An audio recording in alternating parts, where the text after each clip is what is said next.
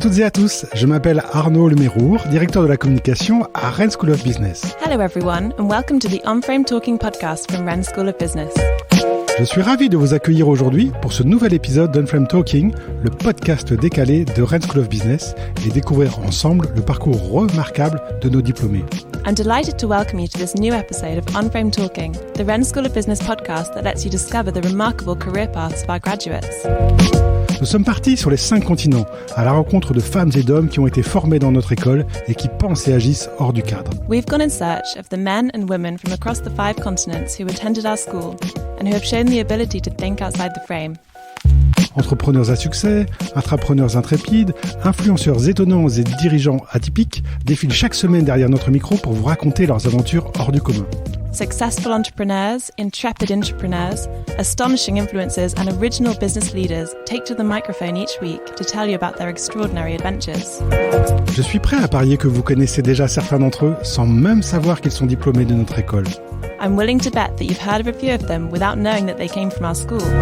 Mais avant de commencer cet épisode, je vous invite dès à présent à vous abonner à On-Frame Talking sur Apple Podcast, Google Podcast ou Spotify pour ne louper aucun épisode. Before we start the episode, I invite you to subscribe to On-Frame Talking on Apple Podcast, Google Podcast or Spotify so that you don't miss any episodes. Vous êtes prêts ? C'est parti pour cette nouvelle interview. Bonne écoute ! Are you ready? Let's go for this new episode of On-Frame Talking. Enjoy!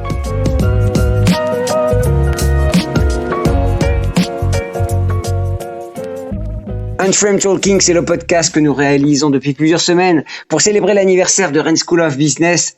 Aujourd'hui, nous recevons Jean-Baptiste de Belair, diplômé 2015, récent donc, qui est président, fondateur de l'entreprise Steeple. Bonjour Jean-Baptiste. Bonjour Gilbert. Récent, le diplôme, mais l'entreprise, elle est née à l'école, hein, donc elle n'est pas si jeune que ça. Alors non, effectivement, ça a été notre projet de fin d'études du master entrepreneurial.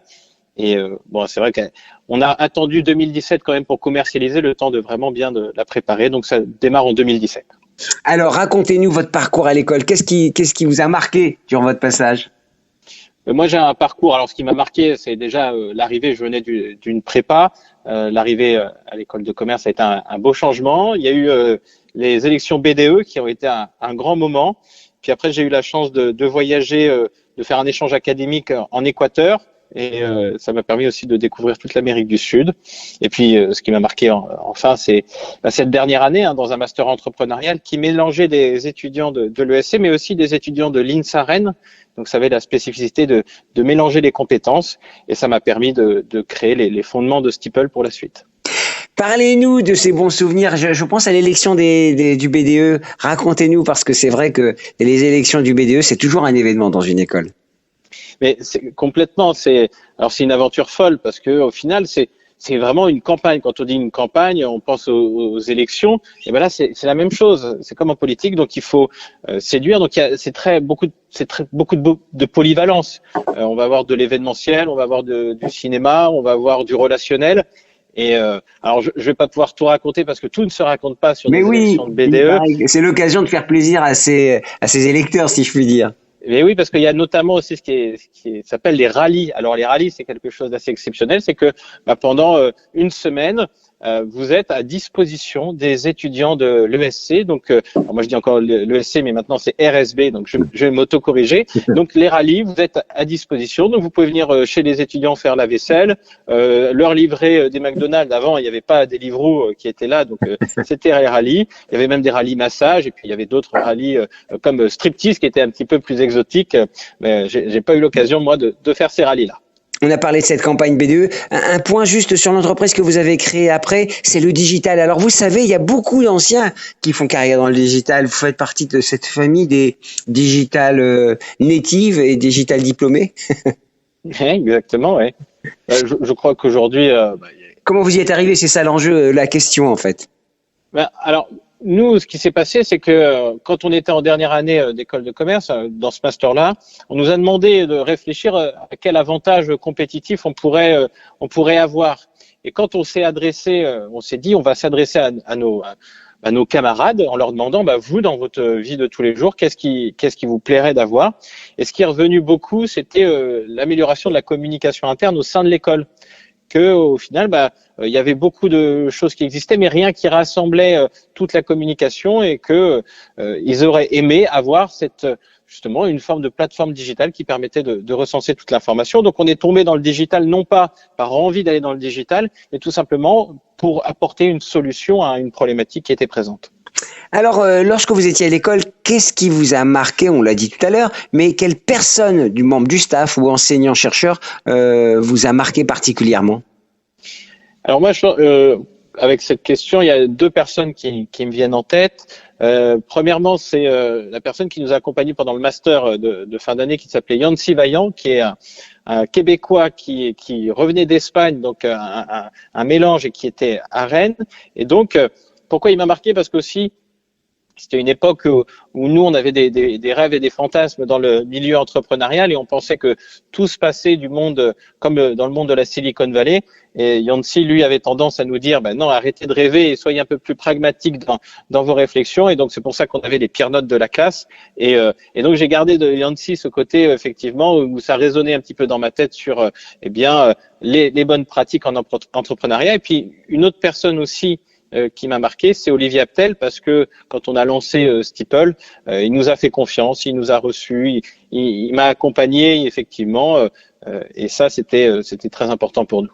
Olivier Aptel, et oui, on en parle, Olivier qui a porté l'école très haut et qui fait carrière en Afrique du Nord. On pense à lui, évidemment. Alors, parmi les 5 valeurs de l'école, audace, humilité, ouverture, créativité, liberté, laquelle vous ressemble le plus et pourquoi? Alors peut-être la créativité. C'est vrai que ce soit à l'école ou justement on a parlé tout à l'heure des campagnes, j'étais plutôt dans la partie créative, et aujourd'hui au sein de Steeple, même si je dirige l'entreprise, la créativité, pourquoi c'est important? Parce que il y a cette phrase qui dit quand on n'a pas d'argent, il vaut mieux avoir des idées. Et nous, c'est ce qu'on essaye de s'appliquer, se dire qu'on ne peut pas tout acheter, et les idées, ça, au final, ça n'a pas de valeur, et la créativité, c'est ce qui pour moi est le plus important. International, c'est évidemment l'ADN aussi de l'école, avec le digital et puis beaucoup de gens de médias, donc peut-être la communication. Alors l'international, vous êtes parti en Équateur, racontez-nous ce trip. Alors effectivement, donc déjà, on a les choix au final quand on part à l'étranger, il y a toujours ces 8 choix. Donc moi j'avais choisi pas en premier lieu l'Équateur, mais j'étais content d'aller en Amérique du Sud, et il s'est avéré une fois sur place qu'en fait on a eu un petit peu de chance, alors de la chance ou de la malchance, mais en Équateur on est tombé sur une école qui faisait cours 2-3 jours par semaine, et en fait on a eu 2 mois et demi de cours sur un semestre. Donc au final ça nous a permis quoi? Ça nous a permis de prendre aussi le sac à dos sur les épaules, et puis on a pu descendre, on a fait un voyage donc en Équateur, puis après moi je suis descendu au Pérou, puis en Bolivie, j'ai découvert toute cette partie d'Amérique du Sud, et après j'ai eu la chance que mes parents m'ont rejoint, et on est parti aux îles Galapagos. Donc ça m'a permis de faire ce grand voyage qu'en étant jeune on recherche, très dépaysant, et ça m'a permis aussi d'apprendre l'espagnol et de découvrir cette culture sud-américaine. Je suis pas retourné depuis, mais j'y retournerai avec plaisir. Ça fait rêver, hein, les îles Galapagos, on est vraiment au bout du monde. Ouais. Alors, qu'est-ce que vous aimeriez apprendre si vous retourniez à l'école un petit peu pour 6 mois, 1 an?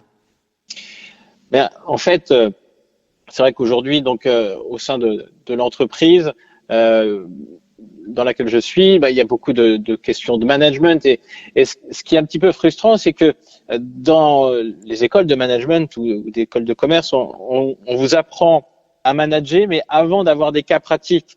Et je me dis aujourd'hui que maintenant que j'ai vraiment des personnes à manager, il y a 70 personnes dans l'entreprise, donc il y a tous les jours des sujets de management, j'aimerais bien retourner, et là je pense que à l'orée de cette expérience, ça me permettrait d'avoir une vision beaucoup plus pratique du management.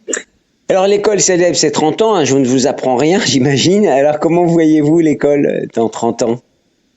Alors il y a comment je la vois et puis comment j'aimerais la voir. C'est-à-dire que RSB a beaucoup axé son développement et son avantage compétitif sur l'international. Et je pense qu'aujourd'hui, il y a un virage aussi qui peut s'entreprendre sur l'entrepreneuriat, parce que je suis un fervent défenseur de l'entrepreneuriat. Et puis, je pense que l'entrepreneuriat se conjugue parfaitement avec l'international.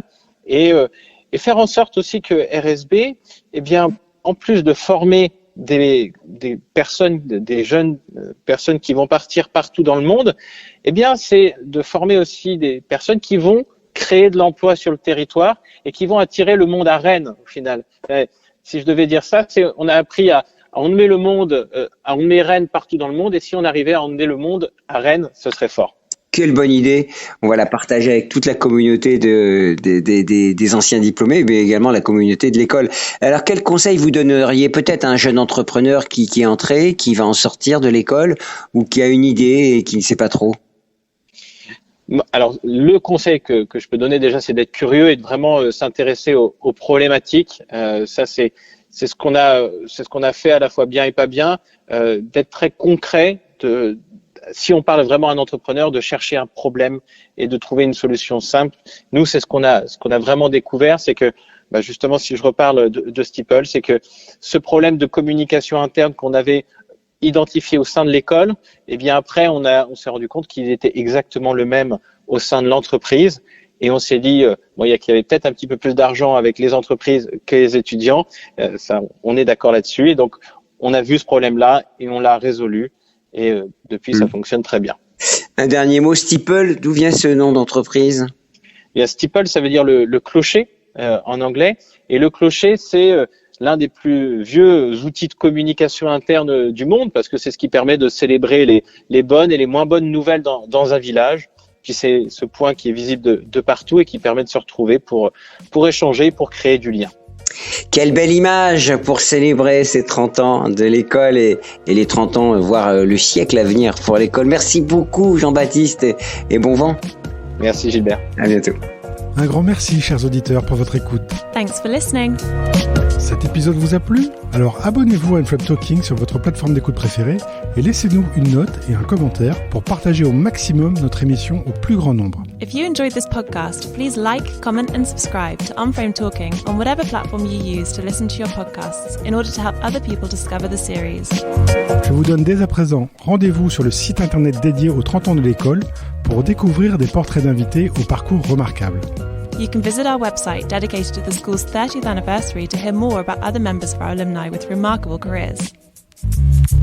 Très bonne journée ou très bonne soirée selon votre longitude et à très bientôt avec un nouvel épisode de Unframed Talking par Rennes School of Business. Have a great day or a great evening depending on from where you're listening, and see you soon for the next episode of Unframed Talking by Rennes School of Business.